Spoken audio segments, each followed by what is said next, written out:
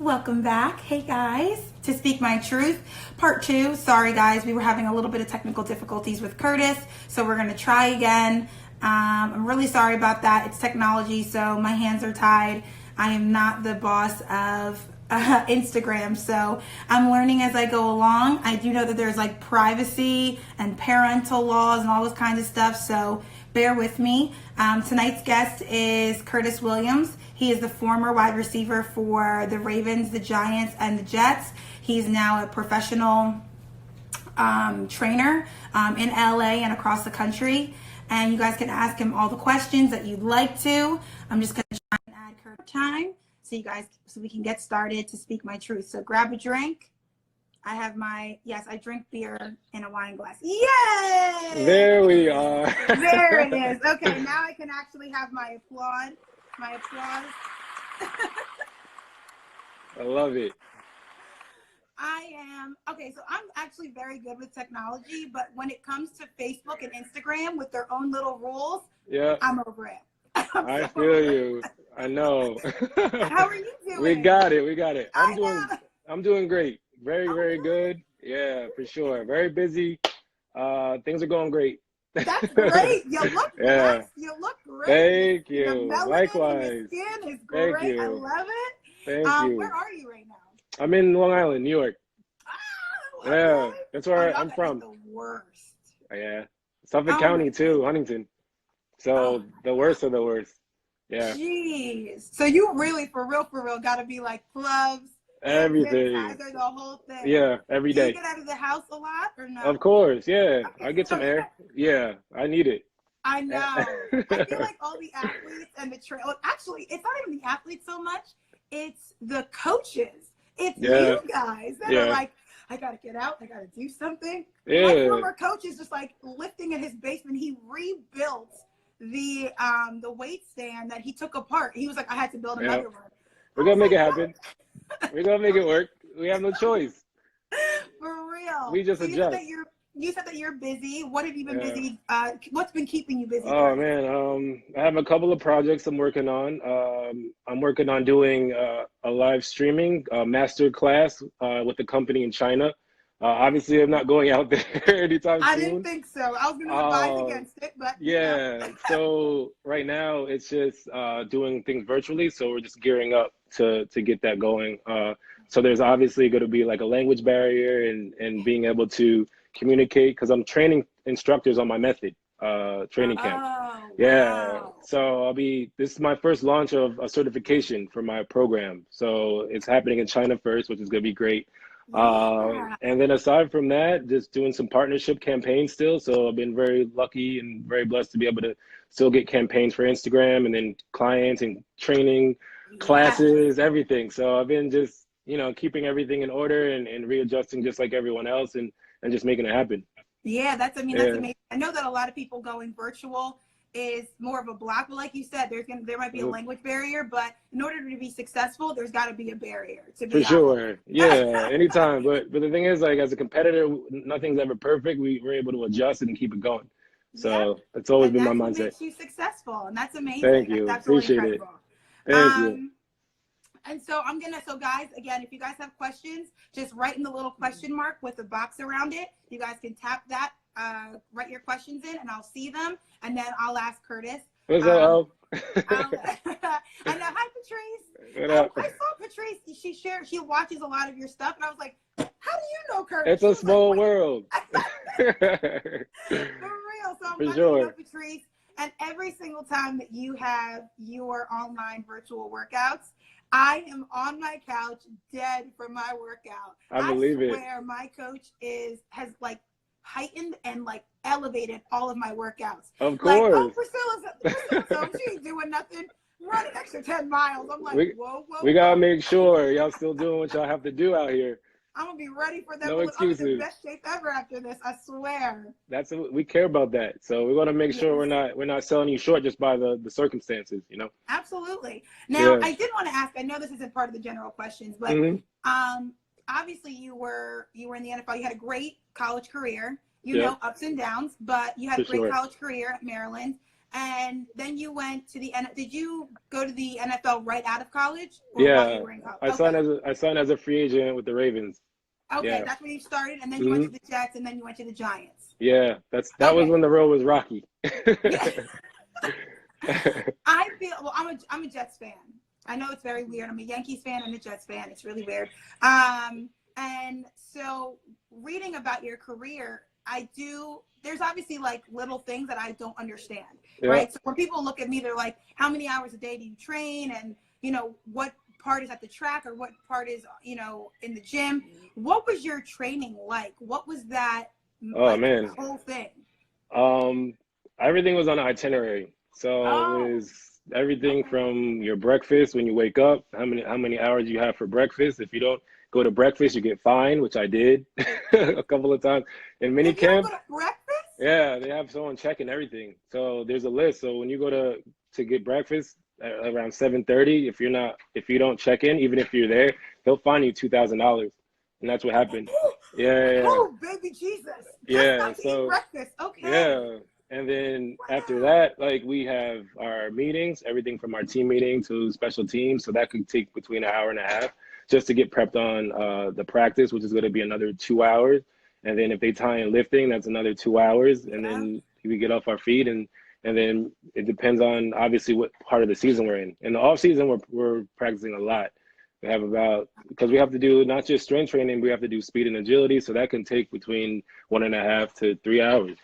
And then yeah, it's a full-time I'm job sorry. This is at the end of really the my day. reaction. I did not think you were Yeah, going to say any of this at all, by no, the way. it's the thing is like this is why they get paid the big bucks is because Yeah. it's a full-time job and at the end of the day like they want to get everything out of their return of their investment. So Yeah.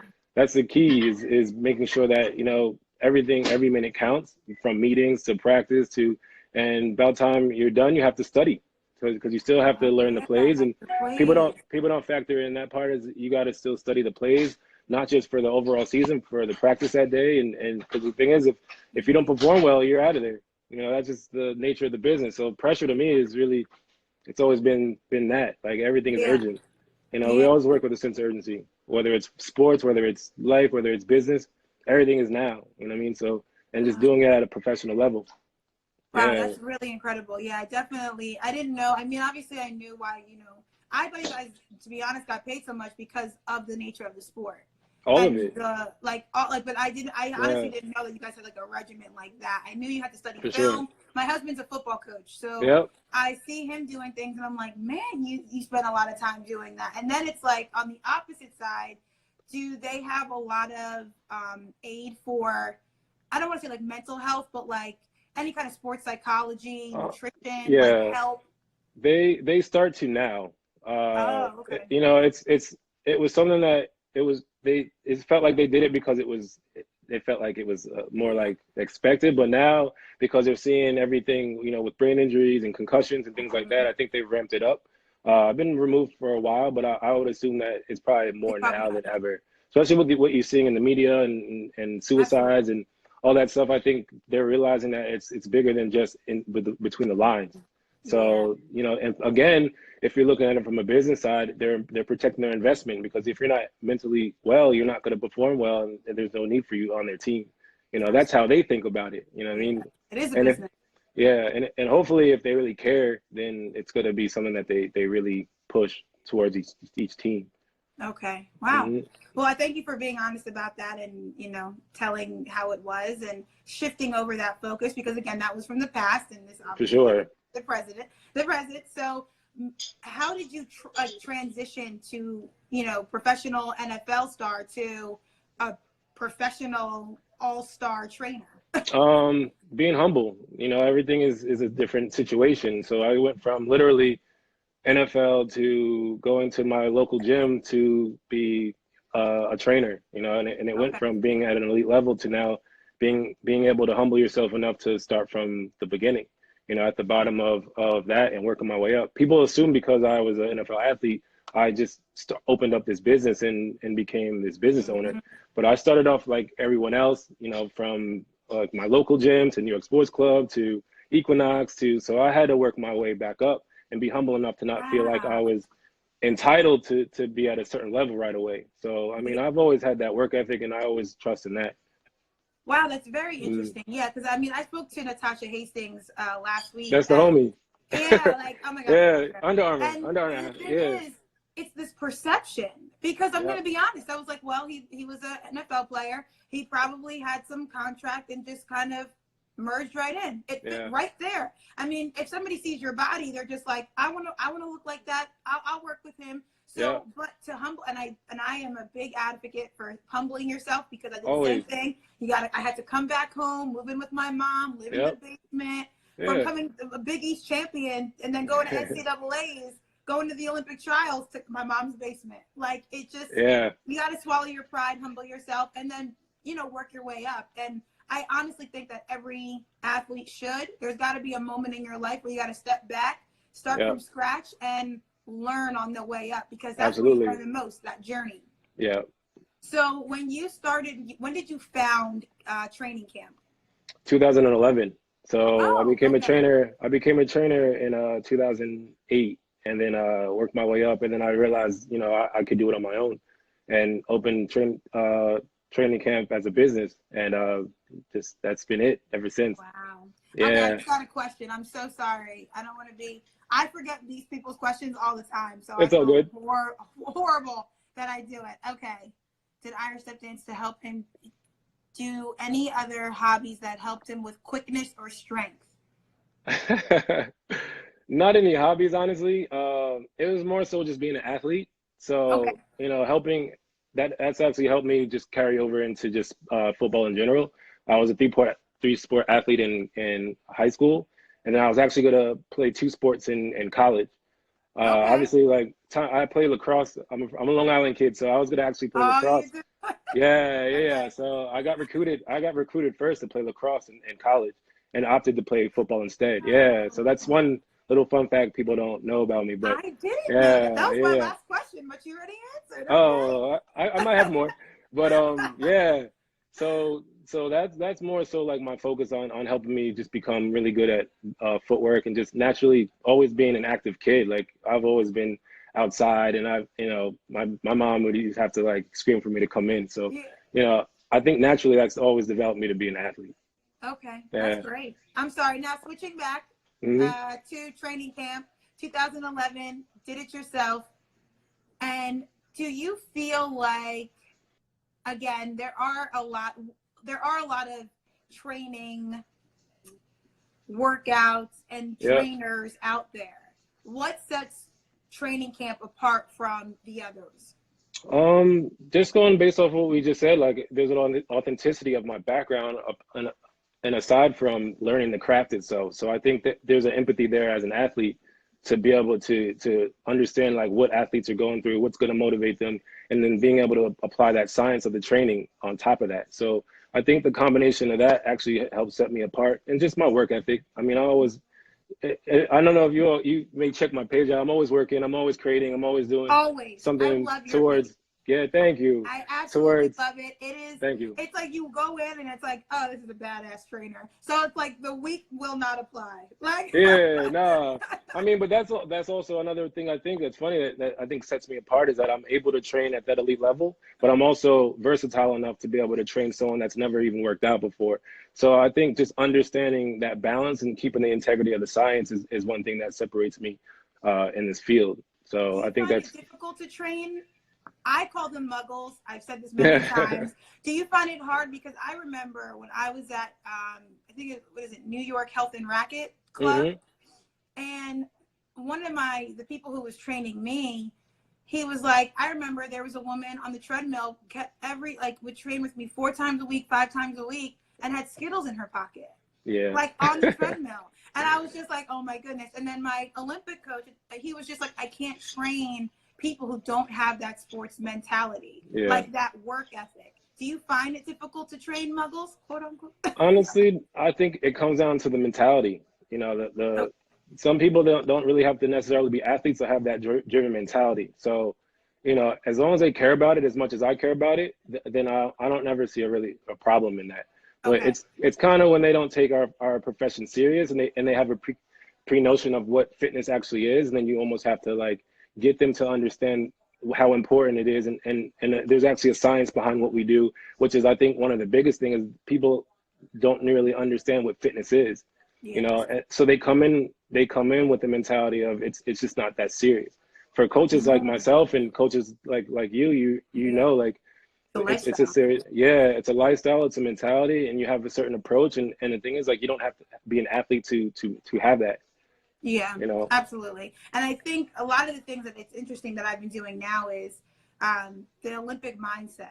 And it's like, how do we get that? And a lot of business owners, it's especially one that I work with closely, she's like, I always drive into my employees, it's the Olympic mentality. Yeah. And it's interesting because, I mean, that's what you want people to have. You want people to understand that work ethic and that sport. And that's why I always push for kids to do sports, because it does. Absolutely. It does help you in so many ways that people don't even realize and parents don't realize. For and sure. So that's why I appreciate what you do on all aspects. You don't just focus on sports. And when I met you, it was at like a college function for everybody. Yeah, that's always been my message. Yeah, and I love that. I think it's great. I could never do what you do because I don't have patience, but I'm learning. That's so a key to it. That's a key to it, for sure. I'm trying. It's not the virtue I was blessed with right now, but I'm trying. And when we talk about the journey, I do know every athlete has a struggle. And so what have been some of the struggles for you when, of course, you've gone from NFL to now you have to humble yourself starting from the bottom? What was those years like from when you retired in 2007, I believe, to 2011? Like, I know that I have my own little pity party that I have to get out of. You know what I mean? And you have to overcome those. What is it like for you to get through those? You know, it's funny. It's part of it is my expectation for myself. I think I'm super critical, and I have an expectation as if I'm still a professional athlete. It's just now in a different field. So that's one thing I think has been challenging, and I think most importantly, having people respect me and take me serious in a field where sometimes that's just not the case. So that's been kind of like my fight, is to like say, hey, I'm very intelligent in what I do. It's a very scientific thing versus just like, you know, I just want 6 packs in 6 minutes. You know, there's a science that's involved. And the thing is, like, I think most people buy off the trends. And I think that's been the struggle with, you know, setting that reputation as someone that is to be respected in this field and have not just, you know, obviously a physique or the background, but also the knowledge to be able to back it up. So I think that's been the biggest challenge. A lot of these businesses just want to make money. That's not why I do it. You know, I do it with a certain integrity, and I do it with a certain intent that I feel like I want people to understand about me, because, you know, all they see are the videos and what I look like. They haven't really heard me speak about my story or what I'm about or what I stand for. So, you know, that's one of the things I think I fight on a daily basis is, you know, I am intelligent and I am very serious about my craft. And I think that's, you know, something that I think people are starting to acknowledge. And I love that. I think they should. And I hate when people presume or assume or prejudge. I wish that people took the time. And that's honestly why I even started the show, was because I wanted to break down those barriers and let people know. I mean, people asked me like, oh, you're not signed? Like, you don't make millions of dollars? I was like, you think that my makeup and my hair would look like this if I made millions of dollars? Right. I was like, absolutely not. I was like, you would see a butler walk behind me every 5 minutes if I was a millionaire. So I think the people, what they assume or what they perceive is what they take for, like, they just take at face value. But to do the hard work and to know the story and to know the journey is to really know the person. And I love that you've told this story that I didn't know. Again, guys, I'm not asking these questions as I'm guessing, like, oh, I'm setting him up for an answer. Right. I sent him a general question. And I was like, this is where we're going to go a little bit. So, I didn't even read them. So this is why, like, I didn't want to prep for it. I wanted it to be genuine. I didn't want to have a preconceived answer to your question. So I glossed over it, but I want people to. Everybody does. Everybody's like, I just want to make sure there's no, like, Yeah. what's your favorite? Like, no, no, no, no, Hmm. no, don't ask any of that. So like they just gloss through it and they're like, we Yeah, trust Priscilla. And I'm like, thank God for we can sure. trust. Yeah. But again, it's more about knowing about you, your journey. And I have a really great passion for, African Americans. And so it's I love something that. that I want to promote and I want to show in a world that is all over right now and kind of, Yeah, you have, it's literal black and white and for sure. figuratively black and white. So I like to showcase people who are doing it themselves and making it work. So again, with Natasha, I thought she had a whole team running her brand. I didn't Same. know that it was all Yeah. by herself. It's the same And for me, for I was sure. I was gonna ask Yeah. you, is it all you? Like you're doing this? Everything from my media, social media, like my graphic design, to my website, to the marketing, to the training itself, to my business negotiations, all that, contracts, all that is me. So it goes to kind of go back to like, you have to really care about this and take it serious, because, Wow. and be able to fight and say no. Like there's deals that I've been offered that it just doesn't sit well with me as a person or align with my values. So obviously that's important to me, and that's why it's a fight every day for people to take me serious. And then Wow. also to piggyback off what you said, as an African American as well. And I mean that's a whole Yes. nother thing where I want to show people that you don't have to do all the like the gimmicky stuff for people to get people's attention. And because the thing is, you want to be respected at the end of the day. Yes. And that's Absolutely. and that's the biggest part to me, is like I don't want to be flashy, because you got to factor in, we're in a business of service. We're for other people. We're here to help other people. So it's not really about us and how amazing we are and what we can do. It's about how many people you can impact. Yeah. Wow, that's amazing. And I think that a lot of people have a lot to learn about that. It's not about us. It's about We how we forget can it. impact the people that we want to Yeah, interact with. I think that's amazing. I have one huge. question here. Oh, I What have we two. got? Oh, Patrice, yay. How do you think you can separate yourself from the IG model trainer? Um, Not be that. It's honestly, like, people are piggybacking off what they see is successful on here on IG. And so everyone's looking the same, everyone's dressing the same, Yes. everyone's content is the same. So for me, what separates me, I think, is the fact that I educate people with my posts as well.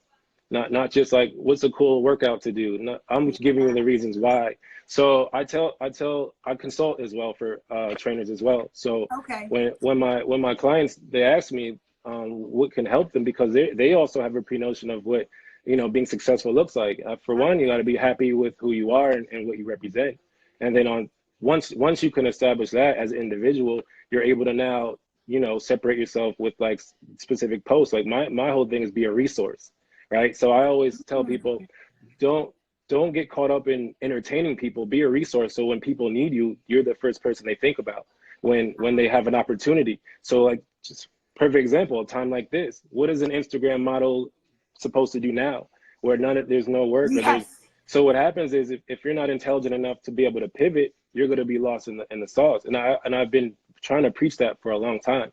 Be a resource to people. That never goes anywhere. Yeah. And the thing is, like, they know they can rely on you. You're consistent, and it reflects in your brand and as an individual. And that's what separates you from people that are going to come and go. You see it all the time. Yeah. It's very, Yeah. very true. It was one of my questions, actually. I was like, how do you feel Hmm. about all these, Instagram fitness trainers? And it's interesting because, my publicist was like, you just got to post more of your workouts. And I was like, it's honestly, I feel like it's going on deaf ears at this point. Yeah, it Because is. for me, again, I have a coach. I still have a coach.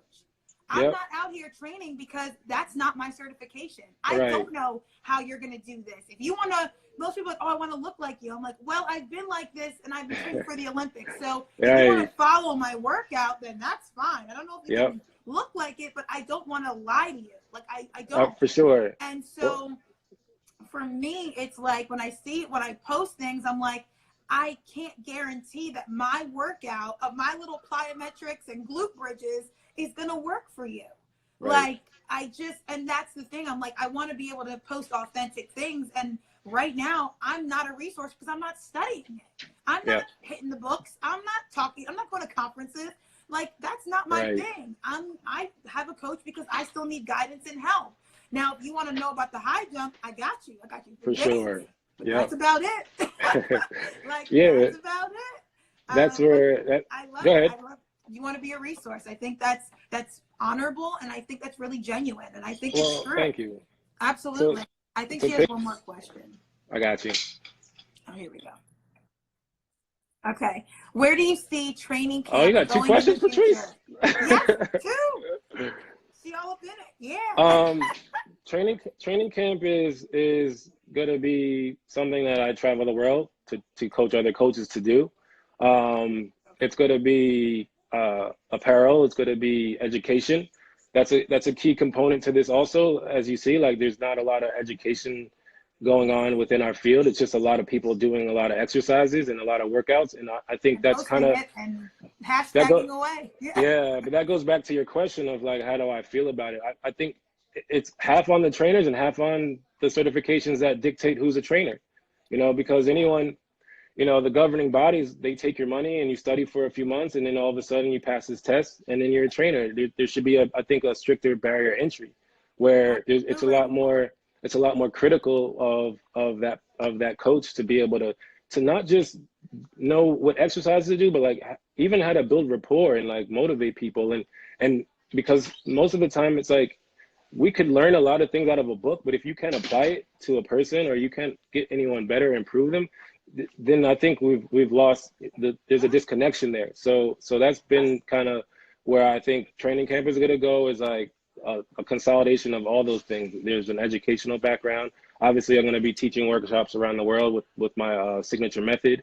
And then apparel and the sky's the limit for me, honestly. I'm one of those people that I think big. I don't think just I want to get a ton of clients.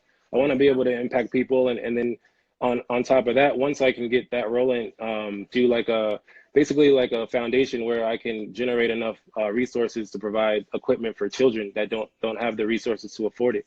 So, I mean, again, it goes back to, yeah, we should be paying this forward, not just, showing people how wonderful we are, but making sure that there's a purpose behind everything that I do, and there's something to be said about just making an impact.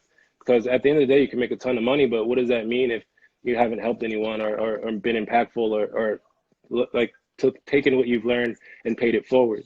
So that's where training camp is headed. I love it. Thank you. That was so good. Thank you good. very much. And I truly, truly believe it. And it's something that I've been saying consistently in all the shows. It's the way to become truly successful is to give back. And it's one of the things that I'm starting now. And I started, my married name is Priscilla Loomis. And so it's the Priscilla Frederick Foundation, and which is my exact name. And it's pretty much a foundation to have kids get to the private school that I went to, because I went there. I wouldn't be where I am today without it. And hopefully it'll grow into a random act of kindness where I can just go out and help people. That's what I want to do. If I can just go out and just, doesn't matter, whatever sport you do, whatever you're into, I want to be able to support that, because that's really what is necessary. Because people, I mean, for me, my mom was a single parent, so I want to help single parents. But she made this all possible. So even that little bit of help with groceries or tuition or things like that, now they can take a deep breath and say, okay, now I can really be there for my family. I don't have to pick up that extra shift. I can be there for your game or your show. That's amazing. So hopefully if the world, if it's kismet and it's perfect, then we can partner together. And for sure. We can definitely donate, training equipment to children in need, because fitness is huge. And I live in Wildwood, New Jersey. And so my husband is the football coach at the high school. And it's super dope. We just need that. Like, if it wasn't for people donating and having open hearts and being like as sweet as they are, these kids wouldn't have what they need. So I appreciate companies and people like you who run them, who do think about others and have a big heart and have seen, are super successful and continue to be super successful, but always care about others. And so I really appreciate it. And I thank you so much. Thank you for having me. Appreciate it. Thank you. Thank you so much. I absolutely loved having you. And for the last question of the day, is What my we got? husband. I don't know if you read it, but this is it. This is my husband, Ken. Hey, what's up, man? What's up? How you doing? And he always has a random question. So, Ken, what is your random question? Thank Don't you. ask me anything football. I won't. Okay. Now we'll golf for 2 hours. Talk football, please. Right. I did want to ask you about the draft, but I was like, let me not. Nah, it's all good. So my question's easy. If you could have a superpower, I think I'm going to go with. I don't think I asked anyone No, yet. no. If you could have any superpower, what would it be? Wow, you got me on that one. Why does Ken's questions always stop everybody? You have to stop. You didn't answer. Usually you kick me out by now. No, I don't. To live forever. Ooh, really? Yeah. Another question then. Okay. You really want to live forever Yeah, for sure. and just see how the world turns out? And do the most work. Because the thing is, if you can live forever, the more impact you can make. Okay. That's true. Would you want to know that you could live forever? Yeah. Ah, gotcha. Yeah, I would. I got you. That is a good one. I didn't think of that as a superpower. It's a superpower now. It's like Deadpool or Wolverine. Yeah, like Yeah, Wolverine. exactly. You're right. I got you. All right, now you can now go. go? Yes, you're done. Oh, I love He's it. playing. What are you playing? Madden. He's playing Madden. Oh, And that's- obviously, yeah. You can't interrupt that. We will not get into that because that's a whole nother issue. I will. My mom is. I'm done. Thank you so much, Curtis. Thank you, I absolutely Priscilla. love the conversation. I definitely Thank will you. keep following your journey, and I will promise you, him and I will be in one of your training camps. Perfect. I love it. Very soon. Is it live? Like you can see us? Yeah, I need to see you. Oh. I can't correct form. I mean, you could set the option to mute it, but I need to see make sure you guys are doing the exercise correctly. Okay, then. We need to get some popcorn for this show because That's fair. I don't. I'll get you right. I'll make sure you're good. Looking good. I don't know. It's been a while. Well, he definitely hasn't done. I'll make sure you guys are good. Thank you. We might We just cheersing? We go to cheers? I brought my drink with me. Yay! You did? What are you drinking? Yeah, I got my scotch. Oh, scotch on the rocks. Yep. I have Coors Light in my wine glass. There's no rules. There's no rules during quarantine.